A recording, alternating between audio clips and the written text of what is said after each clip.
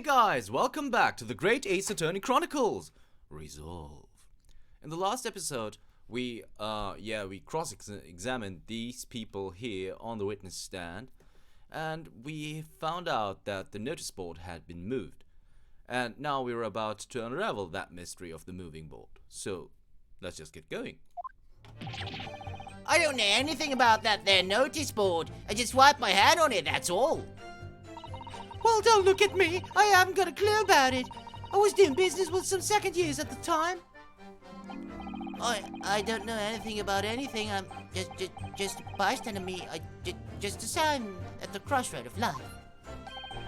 It was the Reaper, I bet. He's got a face that screams bored. I can't see how this changes anything anyway. The detective still died when we heard the gunshot.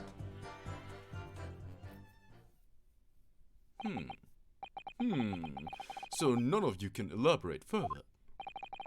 Shaken by the crime they witnessed, and with only the light of a few candles and an oil lamp by which to see, we can't expect these witnesses to be able to give a more precise account of what happened.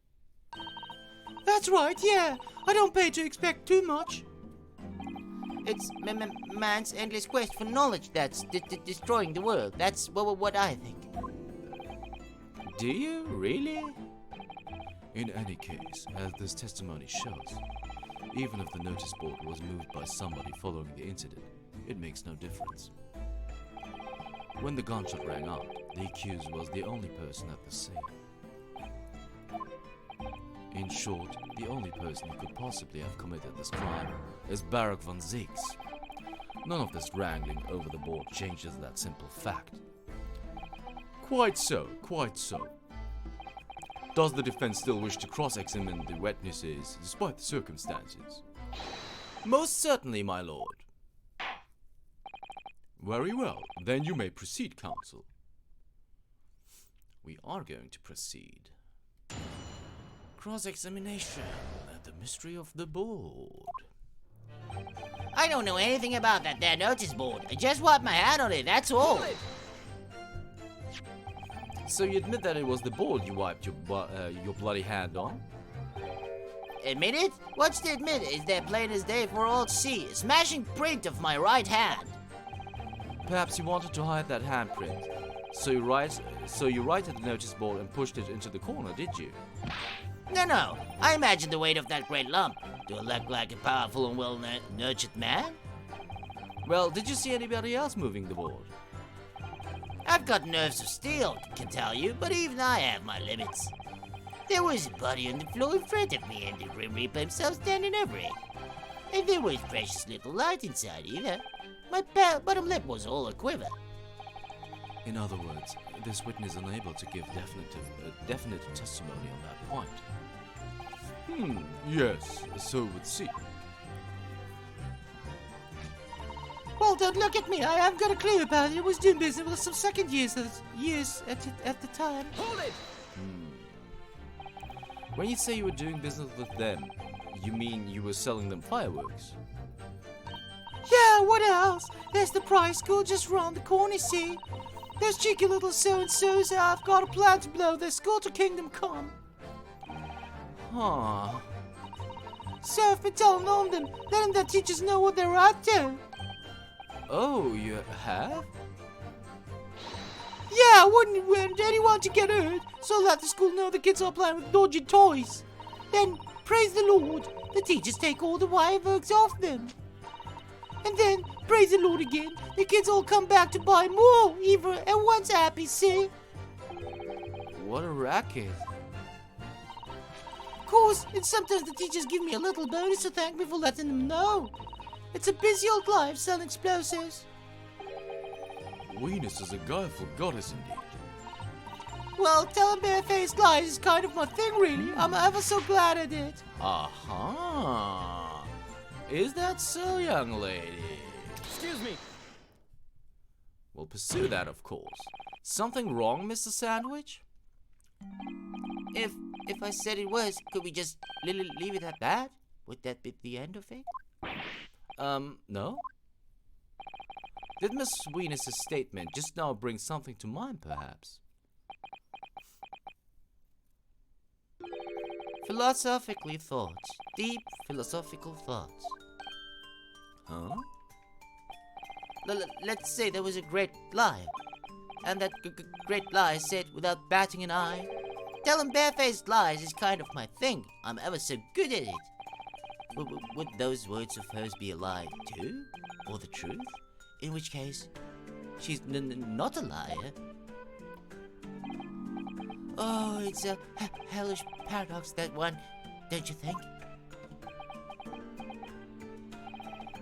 I'm not entirely sure, to be honest. But it seems to me you're suggesting Miss Venus has been lying. Are you?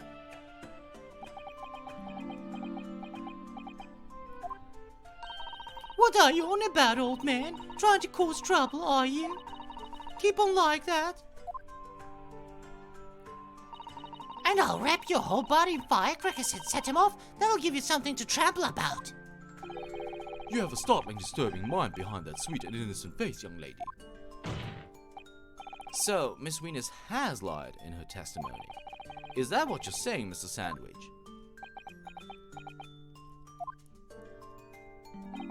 Well, if it means I'll be burning in hellfire for the rest of my days, so be it. Yes, that's what I'm saying. Can you elaborate, please, sir? Old Blabbermouth here headed for the room where the gunshot seemed to come from. But there was someone else who crept up the stairs behind him too. That's right. That rotten liar over there.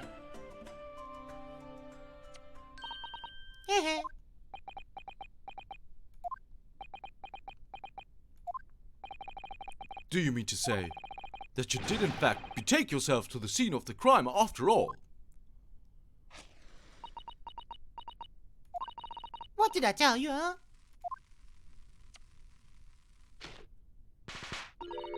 I said I was good at telling barefaced lies, didn't I? Yes, you mentioned it. Well, that revelation rocked the whole courtroom, didn't it? Who knew firecrackers packed such a punch? Sorry? So you did indeed visit the scene of the crime, did you, young lady? Good grief! Well, now you come to mention it. I suppose perhaps. I do clearly remember climbing the stairs to the room, yeah. Either you clearly remember or you don't. Well, I shall consider fitting punishment for this perjurious act later. For the time being, you will immediately amend your testimony to reflect the truth. Oh yes, my lord, of course. Maybe I did sneak along behind gossip and I've let a peek into the room where it all happened. Hold it! We're gonna press that immediately, of course. You make a habit of lying, do you, Miss Venus? Well, I suppose so. I don't really know, to be fair. If you want my advice, though, I take everything I say with a big pinch of salt. Alright, but you did in fact go to the room where the victim was killed on the day in question, didn't you? Oh, please, as if I would. I can't think of anything more terrifying. The truth, please. Well, alright, just a bit then. I mean, a girl my age is curious about stuff, you know. Did you touch anything at the scene? Oh, please, as if I would. I mean, there was a dead body on the floor. The truth, please. Well, alright, just a bit then. I had a look to see if there was anything I could tell. So I did give the place a once-over, but it was nothing to write home about. Right. Now I hesitate to ask, but you didn't move the notice board by any chance, did you? Oh, please, as if I would touch anything like that. Just a few bits of loose change is all I had. The truth, please. Well, alright then. I thought there might be something worth having underneath it. So I blasted the flippin' thing. Sorry, flip the blaster thing. You're telling us that you did move the board? I think that did slip out, didn't it? What? You daft brown pot! I don't believe it. The girl doesn't think. So, did you find anything then? Something that you might have taken, perhaps. To sell. Oh, please. I should be so lucky. In my imagination, The truth now. I might have found this old pocket watch under the notice board, suppose. But a bit of junk like this can't be worth much if you ask. So was it? You're the one who took it! Gina? Young lady, may I remind you where you are? That watch there. There was a present to Inspector Gregson from the yard for a big case he solved 10 years ago. Professor case, no doubt. The boss used to wind it up every evening without fail when he was waiting for his grub at the pub. For his grub at the to come at the pub. Sorry. I see. I swiped it off once and blimey, I was upset. He gave me a right earful. Said he hadn't missed a day in the last 10 years polishing it and winding it. It meant the world to him. That watch did. Possibly not the best thing to go diving for then. It's not all that, though. I took it to Jabba's that night to ask how much it was worth, but the old dealer wouldn't touch it. Wouldn't give me a penny for it, said it wasn't working. Knocked about and worthless, he called it. Oh! I knew he should have lifted it. That watch must be submitted as evidence at once. Oh, please, just so long as you promise to give it back when you're done. Not a chance. I'll swipe it from you if you try to get your grubby mitts on it again. That's enough. Hand the watch to the bailiff forthwith. Now, children, watch your manners. Good Lord! The glass appears to be broken. More than likely it shattered when the inspector was shot. It doesn't tick anymore either. Which is why Jabba's didn't want it. What a waste, huh? Yes, indeed. It appears to have stopped at the hour 5. Exactly when the gunshot was heard then. Which supports the prosecution's claim, of course. Gregson's pocket watch has been entered in the court record. Inspector Gregson's pocket watch that he wound without fail every single day. It's no longer ticking, and the glass over the face is cracked. Well, it would appear that the mystery of the moving notice board has been solved at least. And as predicted, it had very little bearing on the case. Now then, continue with your cross-examination, please, counsel.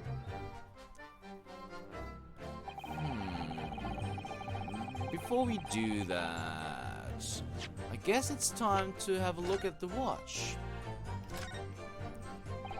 The glass over the face is really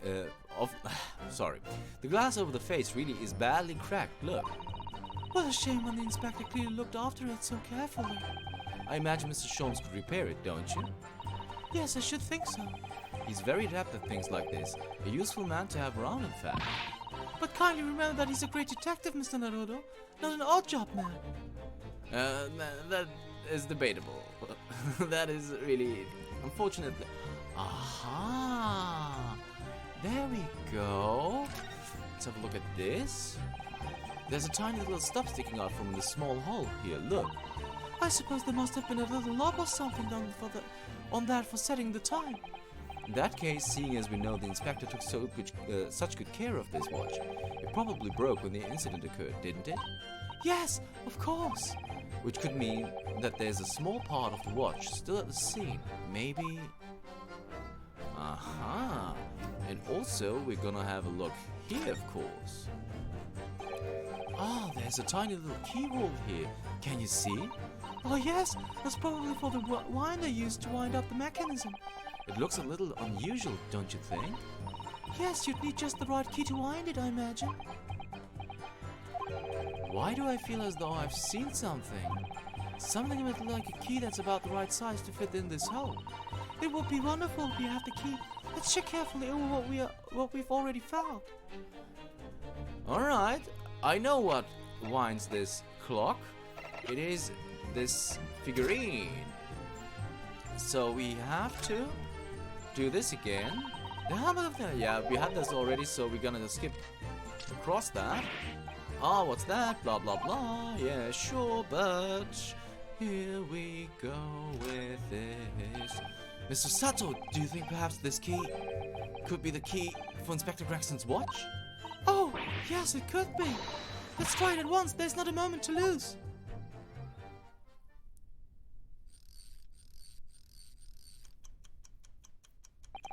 I knew it. Perfect fit. And look, the inspector's watch has started going again. Oh, so it has obviously just not been wound up, that's all. What is it, Mr. Sato? Well, if the watch isn't actually broken after all, I have a feeling it could have profound implications. She's deep in thought now. Perhaps I'd better start thinking deeply too. The details of Braxton's pocket watch have been updated in the court record. Having wound it up, it started ticking again. Alright. Just to be sure. Yeah. Okay. So we're gonna... Yeah, let's just finish this cross-examination. I don't know anything about anything. I'm just a bystander, me. Just a sign at the crossroad of life. Hold it! But you did go to see what had happened in the room, didn't you? Fresno Street is my whole world. It's all I know, and I know all of it. I have to make it my business to know if I want to hold my sign up high. So you did go to see what had happened. It's not the destination that's important. It's how you get there, isn't it? Did you notice the notice board in the room? If you think about it, we're both the same species, aren't we? Both different members of the sign family.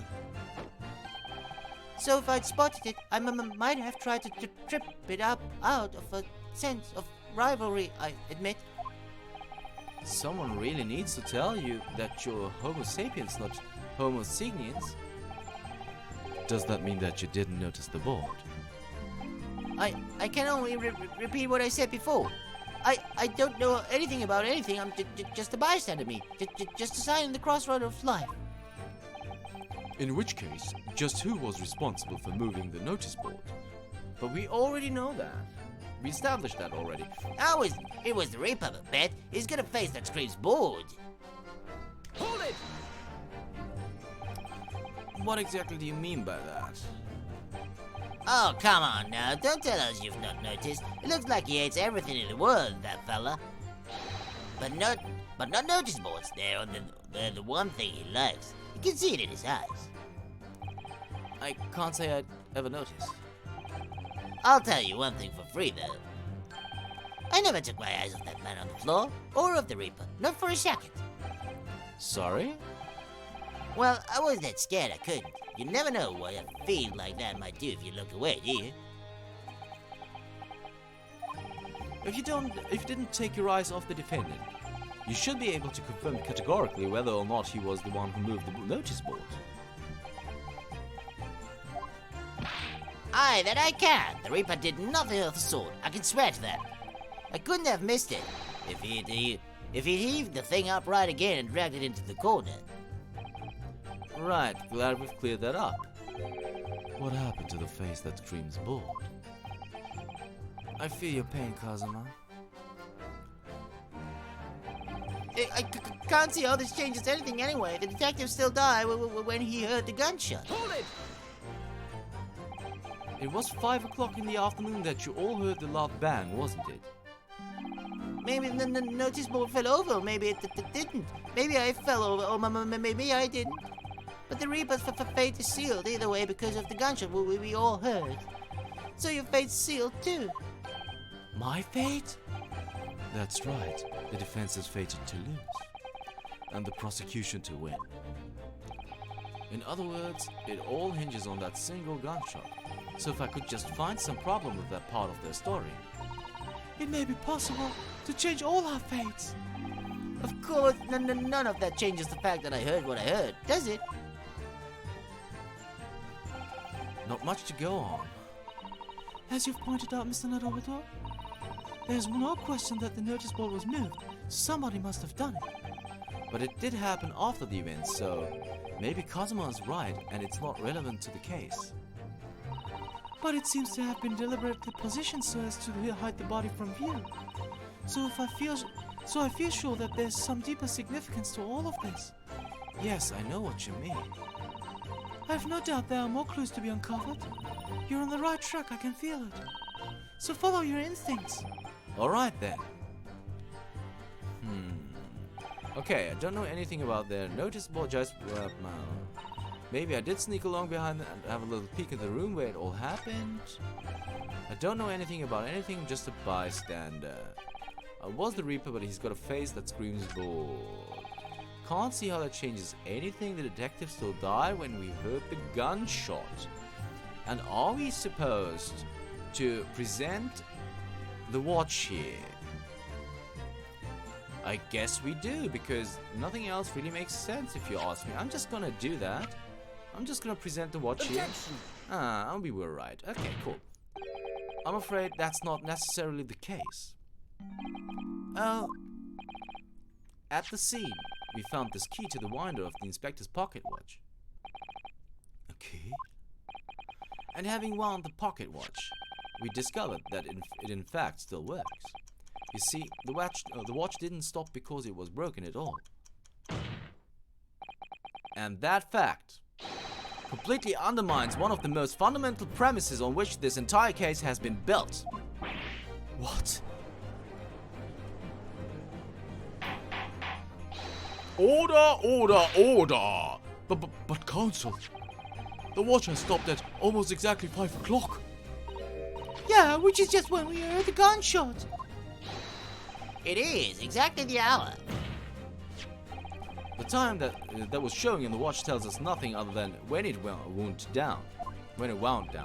It's merely a coincidence that it happened to be at 5 o'clock. Objection! Even if that's true, the 3 witnesses here all heard the gunshot at 5 o'clock. So that's obviously when this crime was committed. Objection! No, that doesn't hold. Why not? Recall what Inspector Lestrade said only moments ago. The boss used to wind up every evening without fail when he was waiting for his grub to come at the pub. Said he hadn't missed a day in the last 10 years, polishing it and winding it. It meant the world to him. That watch did. The victim was in the habit of winding his watch once a day, in the evening. We can reasonably assume, therefore, that he wound the timepiece on the evening before he died as well. Yes, that would be entirely reasonable. But if that's the case, you wouldn't expect the watch to have completely wound down by 5 o'clock the following day. Oh, aye! Well, how would you explain that? In summary, the evening before the day of the incident, when the gunshot rang out in the room, the inspector was already unable to wind his watch. You can't mean... What would stop a man winding his watch if he's been in the habit of winding it every single evening for 10 years? The obvious answer is that he was already dead.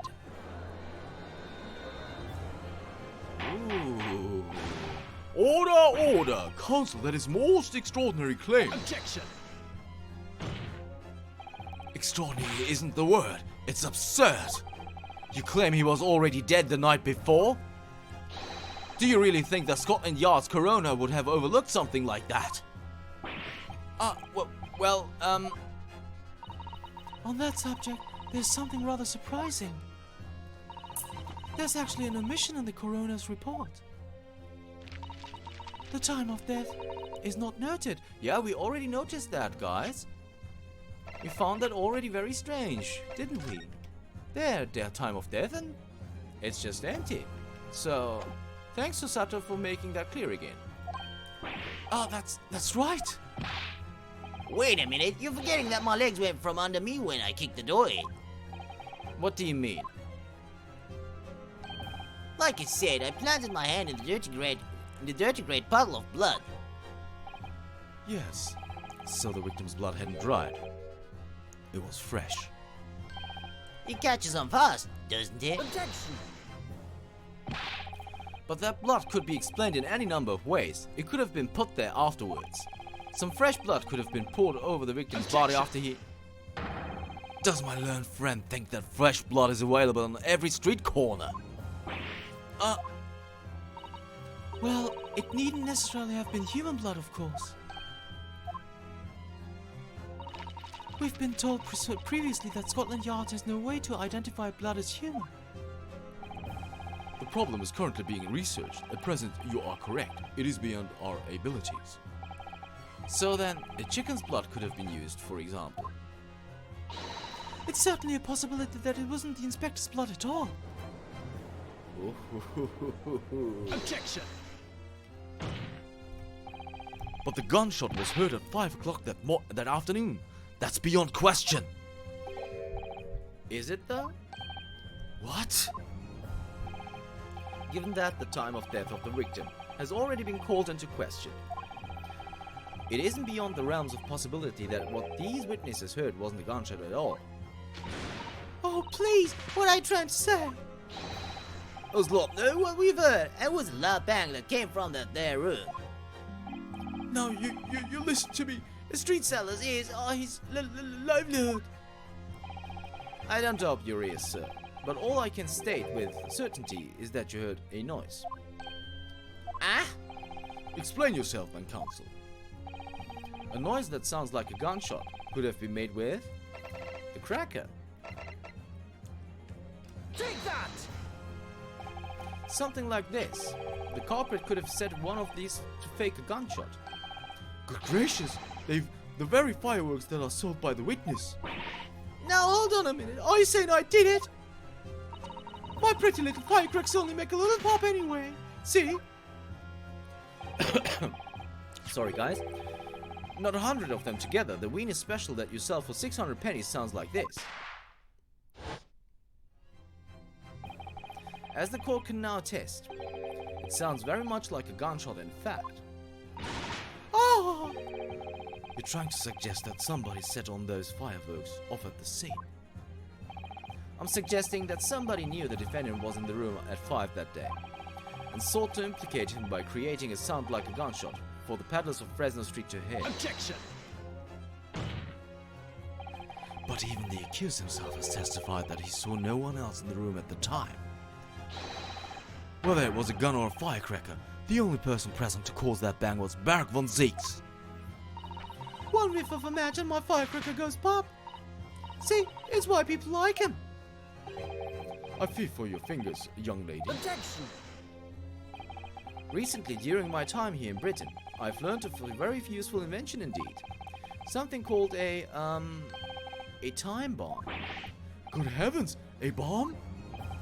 Yes, a device that allows you to blow up whatever you like, whenever you like. Mr. Naruto, I worry that your unfortunate phrasing there may lead to yet another international incident. No, wait. It's the whenever you like part that's important. A timed device? Yes, exactly. A timed device. Something of that nature could have been planted at the scene. A device that was able to produce the sound of a gunshot long after the culprit had left. Your extravagant claim will have to be substantiated with evidence, counsel. What proof do you have to suggest in any way that a timed device was employed to create the gunshot sound? I guess it's the pocket watch?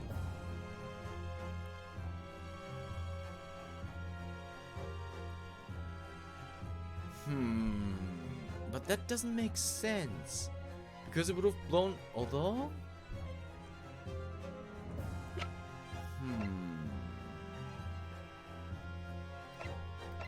I mean, nothing else makes sense, right? Yeah, I'm just gonna go with the watch Take then. that! You're suggesting this could have been used as some sort of time delay device? I did think so, my lord. But it's becoming increasingly clear that we've all been very misguided here. Objection! Yes, by you. What? No, counsel. The time has come for a penalty, without delay. Okay, so it wasn't that watch. That would have been too convenient, though. Oh, no time to clear the area before the blast. Your extravagant claim will have to be substantiated, blah blah blah. Okay, so what else could be used? Wait a second. The top of one of them appears to have been blown off.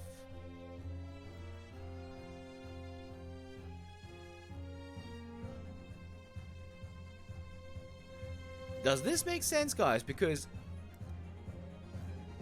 this has been blown off, but these have gone down. So you could just use this. I'm gonna go with Take this. that! Ah, it was correct. Yes. As the court has already discussed, the tip of one of the candles in this candelabrum has been blown off. Indeed, because it was struck by the bullet, which presumably passed through the victim. I don't think that's possible, my lord. Not possible? Why? Because of the scorching. There are gunpowder scorch marks clearly visible on the broken candle. There are? Goodness, yes! But is it not the case that there was also scorching on the victims around the bullet entry wound? That's right, there was. But as we heard earlier, scorching like that only occurs when the target is at a very close range, a matter of centimeters from the gun. Oh! Which means that the scorching on the candle can't possibly be the result of a gunshot. You're suggesting it came from the fireworks? How can that be, huh? Sorry. I have to take a sip.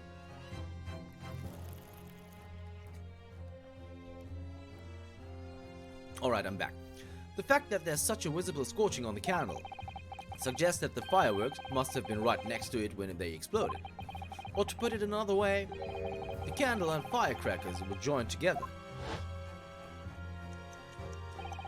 The culprit somehow attached the firecrackers at a point partway down the candle. After the killer had left the scene, the candle slowly burnt down along with the other two, until eventually it ignited the fuse of the firecracker, generating a loud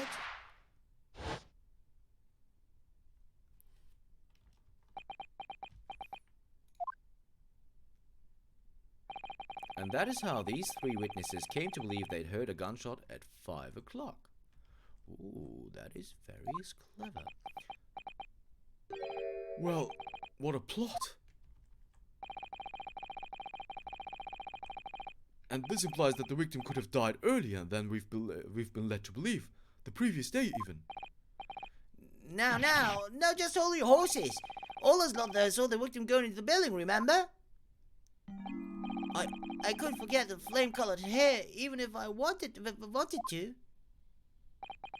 The person you saw entering the building wasn't the victim at all. Consider this. Ah! Obviously, anybody can wear a wig. So the person that these witnesses saw entering the building 15 minutes before the incident occurred could easily have been someone else entirely wearing the red hairpiece. Someone else? Do you mean to say? It was the same person who contrived the firecracker trick. In other words, Inspector Gregson's killer.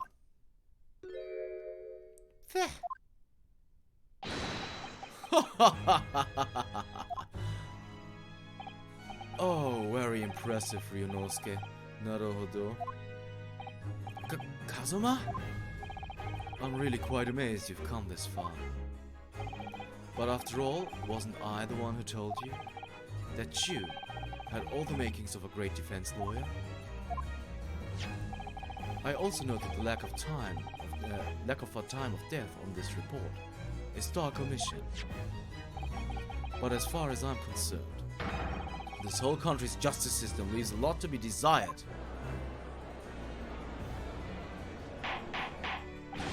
Order, order, order! Prosecutor Asugi! What on earth do you mean by that statement? I hear that many of the leading members of Britain's judiciary are present to observe this trial today. So we cannot allow even the slightest doubt to be overlooked.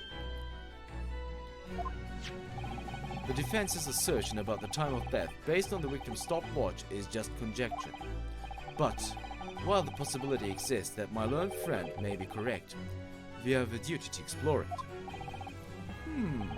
Well, certainly. I would agree with you. And what immediate comes to mind is, of course... why won't it... Okay, now, for some reason. What was Inspector Gregson doing, and where did he go on the day before the incident? Do you know? The inspector always carried out his investigative work alone. His movements were treated as confidential within Scotland Yard. Even within the yard? However, considering the evidence we've been presented with so far, I'd say it's fairly apparent what case that man was pursuing. Wouldn't you, my learned friend? I do have a feeling about what case he might have been investigating. Yes, I agree. Surely. My lord, the defense believes it can explain to the court the case that was being investigated by Inspector Gregson at the time of his death. Very well, counsel.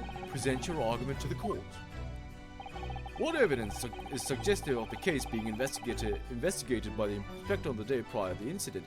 Well, it is actually the Red-Headed League article, because we had a look at the notice board, and on the notice board it said that that the newest article is this one. So I'm gonna present that. Oh, Take there you that! go. I believe this red hairpiece points to the answer. We might assume it was part of a disguise used to carry out an undercover investigation. Surely not. Such a brightly colored hairpiece would only serve to make the inspector more noticeable. Yes, that's quite true. It would definitely have made him stand out in a crowd. Except, that is, in a crowd of gentlemen from the Red-Headed League. The Red-Headed League? So, you'd already worked it out. What on earth is this all about? Is there such an extraordinary league of gentlemen? The Red-Headed League is currently under investigation for a grand deception. Deception of what nature, counsel? They've been targeting red-headed men across all of London and tricking them out of small sums of money. 2 men were arrested for the misdemeanor only yesterday, in fact. My lord, the defense calls for those 2 men to be summoned at once. The two redheads?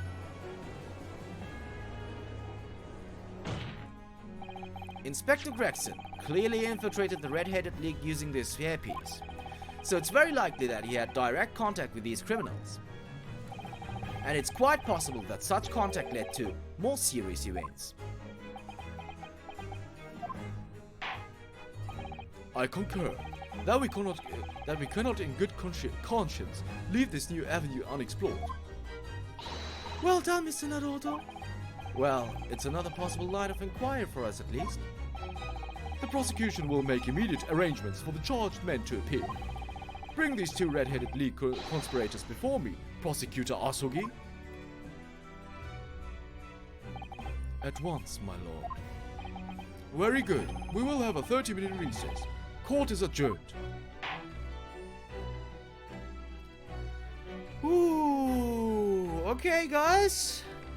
Okay, so we have breached the half-hour mark quite significantly, but I think it's fine. I hope you're not too mad at me that this episode is so long, but I think that's okay. If you want to know what these 2 guys, these 2 red-headed people have to say to us, you'll have to tune in next time for the Great Ace Attorney Chronicles. Resolve. See you then.